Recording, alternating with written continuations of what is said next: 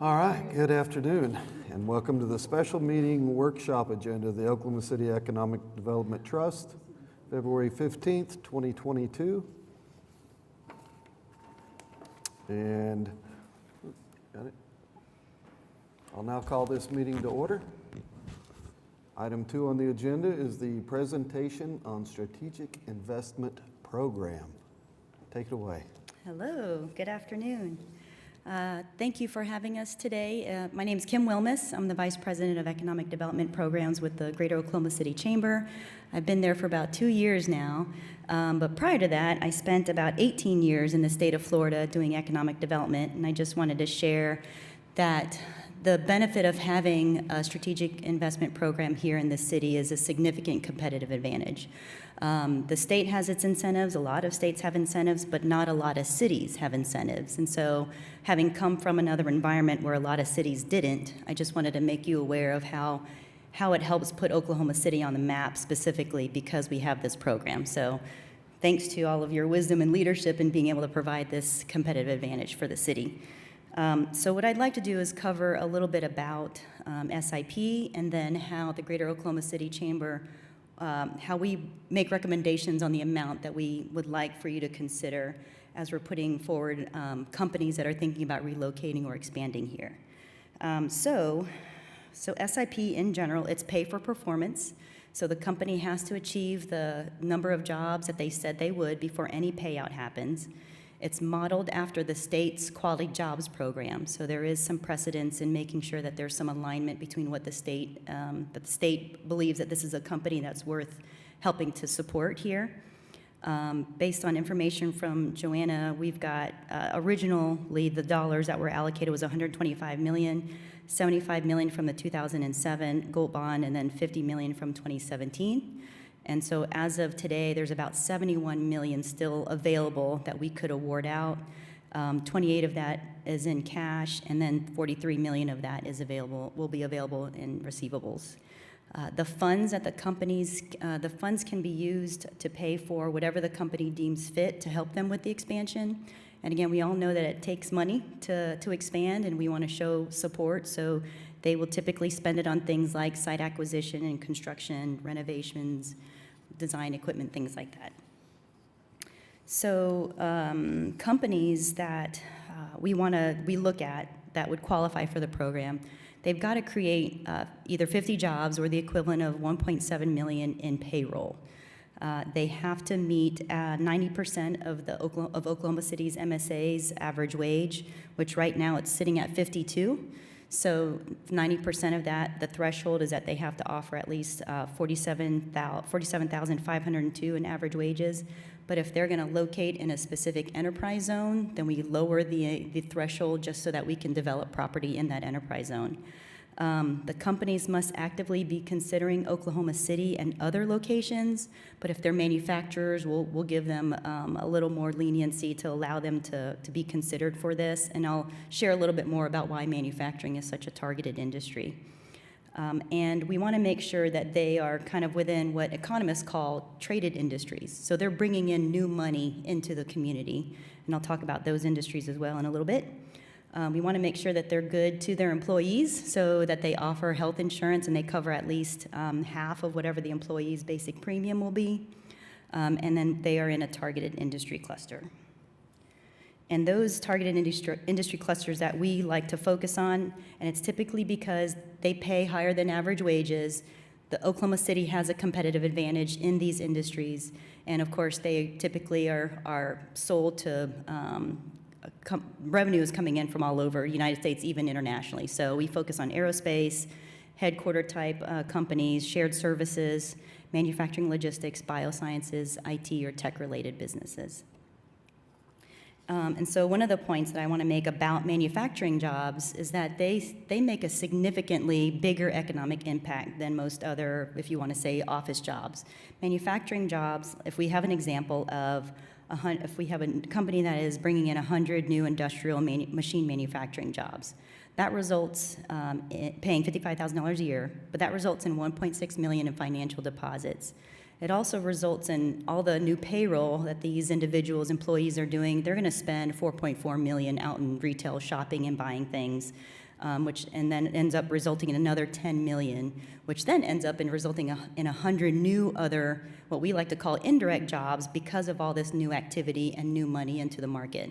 So on the right side, you'll see that the breakdown of what the 100 additional jobs on top of the 100 industrial machine jobs, it'll create new retail jobs, new warehousing jobs, new education and health services, new food services. So again, that's one of the reasons why we like to focus on manufacturing, is because they have almost like a double multiplier effect to it. Now, before I go on into sharing how we calculate, just wanted to stop there and see if you had any questions just on the program itself and what we take into consideration and bring forth in front of the trust as well as City Council to consider. Just one quick question. On those numbers, are those based on other studies with other cities as well? This is actually based on an economic impact modeling, which I'll say economists will typically use. There's a lot of formulas that are way over my head, but it is a typical amount that they use whenever they're estimating impact of manufacturing jobs. Okay, thank you. And Kim, this may not be for you, it may be for Joanna, or Kathy. From day one, we allocated several different funds for companies that have yet to reach those earmarks that would make them receive the dollars that they were qualified for, and they're still on the books. When do we reconcile that? So most of our agreements have a kind of a clock at about the 2-year mark where we kind of track their progress, and if they're not meeting anything, we have the ability to terminate the agreement at that point. And then if they're a 5 to 7 year term is kind of our typical. If they don't meet those agreements, then the contract terminates. I'm sorry, the thresholds, the contract terminates. They just go back into the fund. Yeah. Yep. All right, so moving on to the regional project assessment system. So again, we have an economist who developed and used all the formulas to create this system that allows us who are not economists to provide the right inputs in it and provide a calculation that'll help us make the recommendations. So I'm going to show you a little bit of the inside baseball of it. But it is based on, as I mentioned, economic modeling called M-Plan.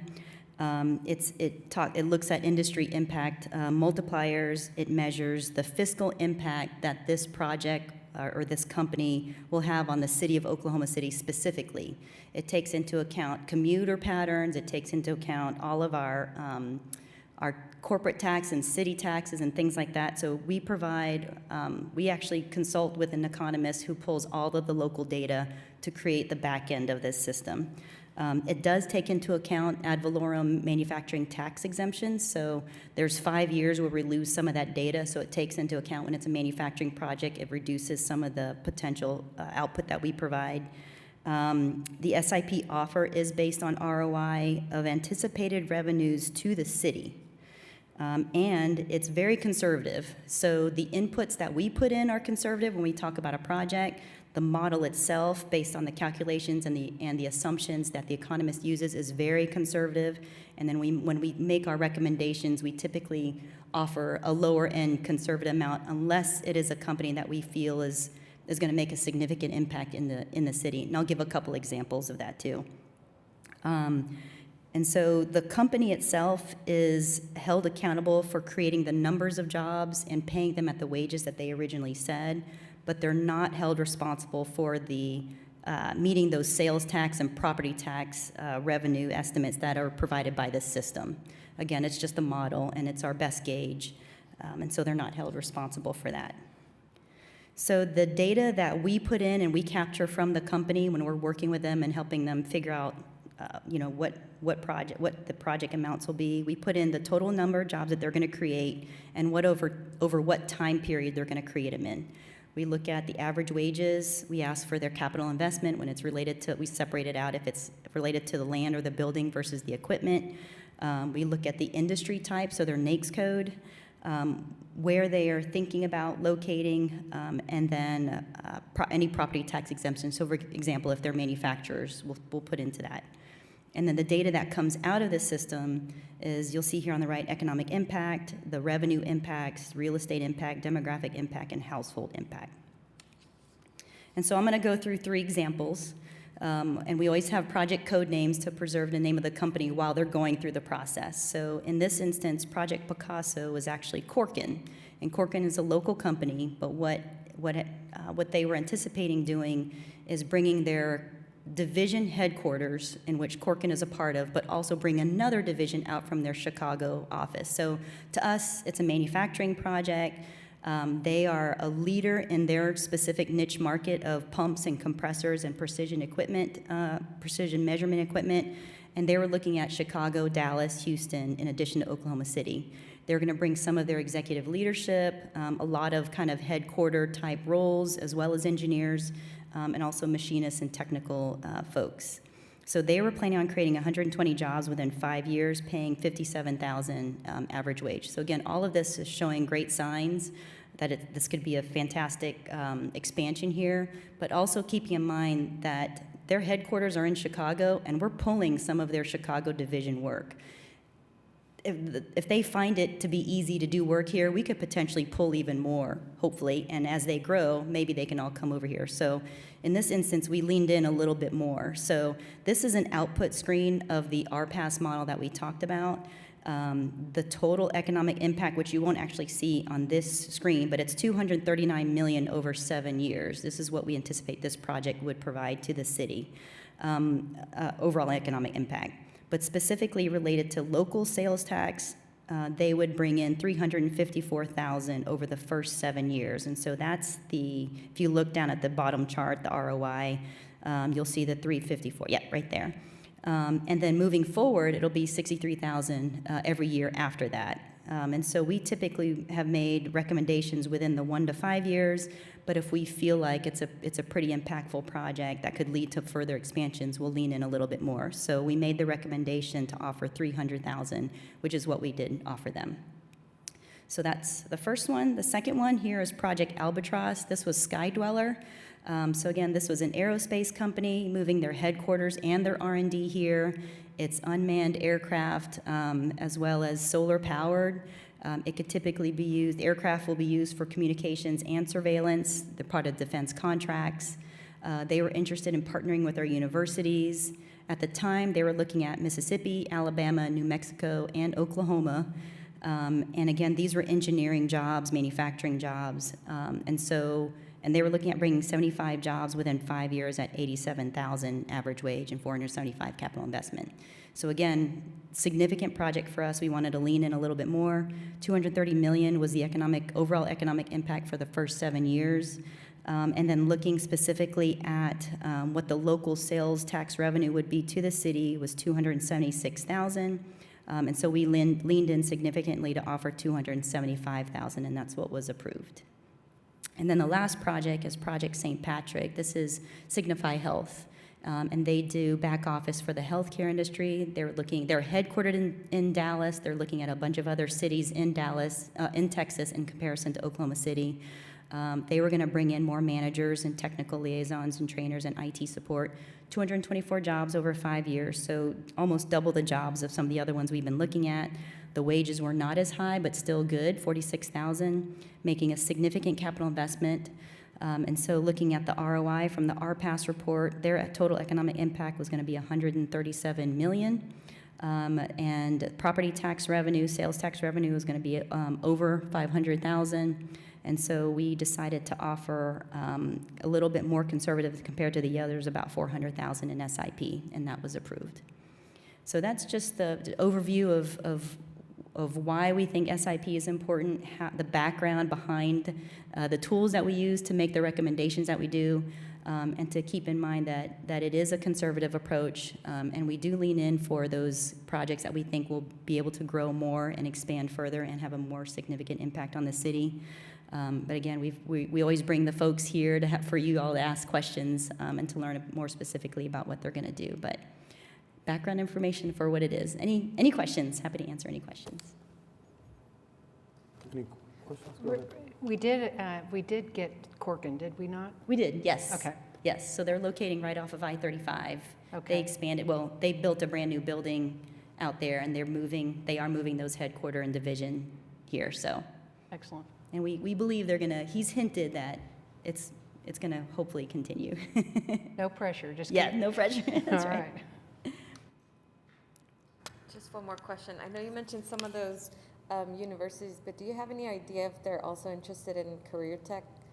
Oh, yeah, so training, a lot of the companies will look at two different things. They'll look at the research, specifically R&D research partnerships with the universities, as well as looking at degrees that are coming out.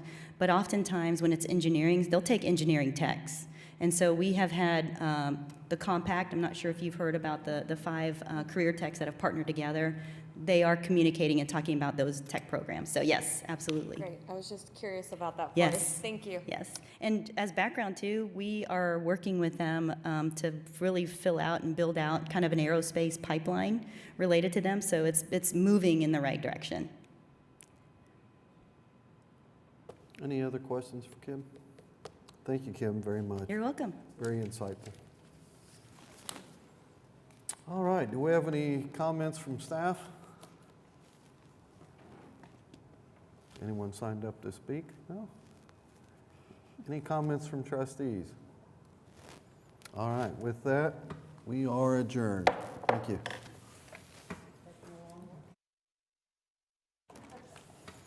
That's a good workshop.